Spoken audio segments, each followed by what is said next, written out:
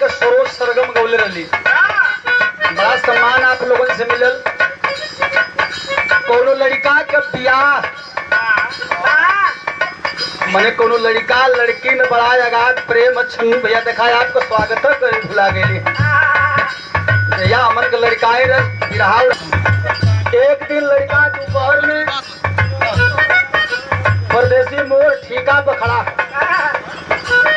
70 वाली प्रेम सागर भाई 3 ठे खरीदल। एक ठे पियले आधी वो पे कप पी गए मैंने 1.5 गो पी गए आ हाथे में आधी ले ले एगो खड़िए थैली में है। संजोग बन गल वही टाइम लड़किया के फोन आ गल कल का हो मजे में बड़ा ना कलर हम खाली बस जियत भर ही समझला कि हम मोले लाश हो गए। कल तू हवा कहा कल के हम परदेसी मोड़ पर है का करो थोड़ा कलो हम शराब पियत है। कल शराब छोड़ दा खराब हो अपन तू बियाह कला कल हम बियाह कले तू कर ले तो हमहू कले ई ना हो सकेला। देख 1.5 गो पियले है आ 1.5 गो और पिए पी के हम मर जाए।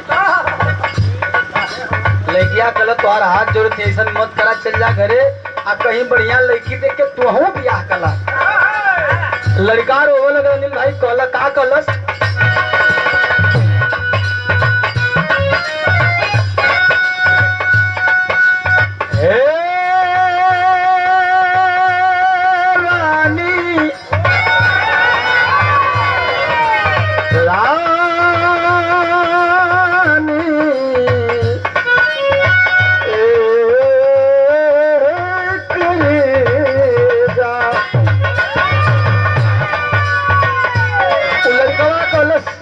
भाई कि जा